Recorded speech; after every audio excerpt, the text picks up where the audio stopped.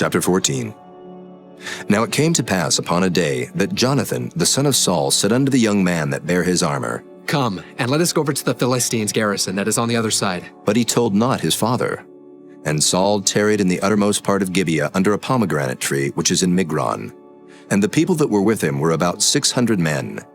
And Ahiah, the son of Ahitub, Ichabod's brother, the son of Phinehas, the son of Eli, the Lord's priest in Shiloh, wearing an ephod.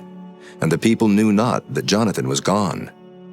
And between the passages, by which Jonathan sought to go over unto the Philistines' garrison, there was a sharp rock on the one side, and a sharp rock on the other side.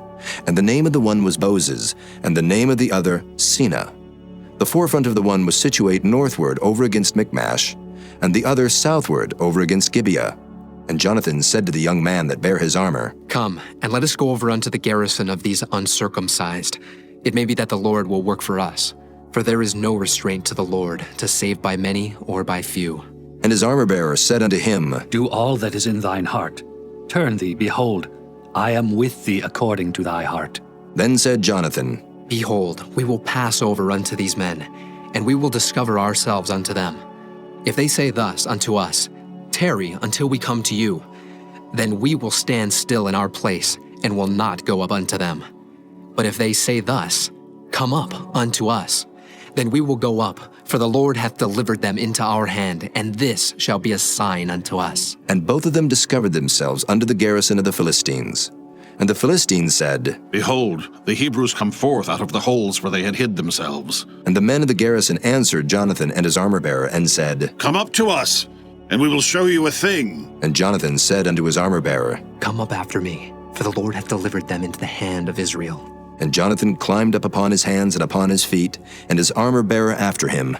And they fell before Jonathan, and his armor-bearer slew after him. And that first slaughter which Jonathan and his armor-bearer made was about 20 men, within as it were an half acre of land, which a yoke of oxen might plow. And there was trembling in the host, in the field and among all the people. The garrison and the spoilers, they also trembled, and the earth quaked, so it was a very great trembling.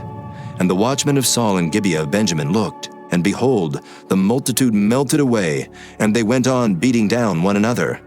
Then said Saul unto the people that were with him, Number now, and see who is gone from us. And when they had numbered, behold, Jonathan and his armor-bearer were not there.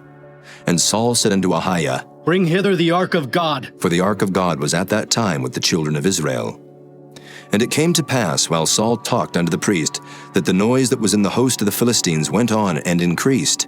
And Saul said unto the priest, Withdraw thine hand. And Saul and all the people that were with him assembled themselves, and they came to the battle, and behold, every man's sword was against his fellow, and there was a very great discomfiture. Moreover, the Hebrews that were with the Philistines before that time, which went up with them into the camp from the country round about, even they also turned to be with the Israelites that were with Saul and Jonathan. Likewise, all the men of Israel which had hid themselves in Mount Ephraim, when they heard that the Philistines fled, even they also followed hard after them in the battle. So the Lord saved Israel that day, and the battle passed over unto Bethaven. And the men of Israel were distressed that day, for Saul had adjured the people, saying, Cursed be the man that eateth any food until evening, that I may be avenged on mine enemies. So none of the people tasted any food. And all they of the land came to a wood, and there was honey upon the ground. And when the people were come into the wood, behold, the honey dropped, but no man put his hand to his mouth, for the people feared the oath. But Jonathan heard not when his father charged the people with the oath. Wherefore he put forth the end of the rod that was in his hand, and dipped it in an honeycomb, and put his hand to his mouth, and his eyes were enlightened. Then answered one of the people and said, Thy father straitly charged the people with an oath, saying, Cursed be the man that eateth any food this day. And the people were faint. Then said Jonathan, My father hath troubled the land. See, I pray you, how mine eyes have been enlightened, because I tasted a little of this honey. How much more, if haply the people had eaten freely today of the spoil of their enemies which they found? For had there not been now a much greater slaughter among the Philistines? And they smote the Philistines that day from Michmash to Aijalon, and the people were very faint. And the people flew upon the spoil, and took sheep and oxen and calves, and slew them on the ground, and the people did eat them with the blood. Then they told Saul, saying, Behold, the people sin against the Lord. and that they eat with the blood. And he said, Ye have transgressed. Roll a great stone unto me this day. and Saul said, Disperse yourselves among the people, and say unto them, Bring me hither every man his ox, and every man his sheep, and slay them here, and eat. And sin not against the Lord in eating with the blood. And all the people brought every man his ox with him that night, and slew them there. And Saul built an altar unto the Lord. The same was the first altar that he built unto the Lord. And Saul said, Let us go down after the Philistines by night, and spoil them until the morning light, and let us not leave a man of them. And they said, Do whatsoever seemeth good unto thee. Then said the priest, Let us draw near hither unto God. and Saul asked counsel of God. Shall I go down after the Philistines? Wilt thou deliver them into the hand of Israel? But he answered him not that day.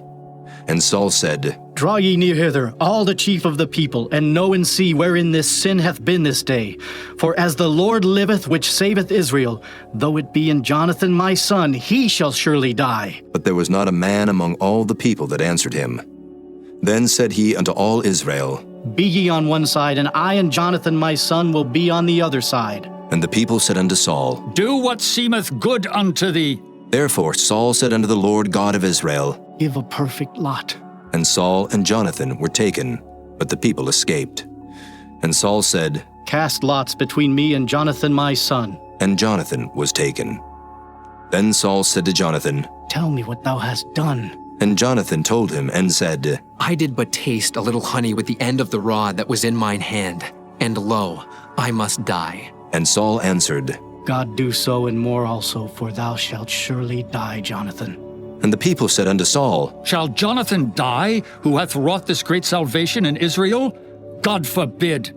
As the Lord liveth, there shall not one hair of his head fall to the ground, for he hath wrought with God this day. So the people rescued Jonathan, that he died not. Then Saul went up from following the Philistines, and the Philistines went to their own place. So Saul took the kingdom over Israel, and fought against all his enemies on every side, against Moab, and against the children of Ammon, and against Edom, and against the kings of Zobah, and against the Philistines. And whithersoever he turned himself, he vexed them. And he gathered an host, and smote the Amalekites, and delivered Israel out of the hands of them that spoiled them. Now the sons of Saul were Jonathan, and Ishuai, and Melchishua, and the names of his 2 daughters were these, the name of the firstborn Merab, and the name of the younger Michal. And the name of Saul's wife was Ahinoam, the daughter of Ahimaaz, and the name of the captain of his host was Abner, the son of Ner, Saul's uncle. And Kish was the father of Saul, and Ner, the father of Abner, was the son of Abiel. And there was sore war against the Philistines all the days of Saul. And when Saul saw any strong man or any valiant man, he took him unto him.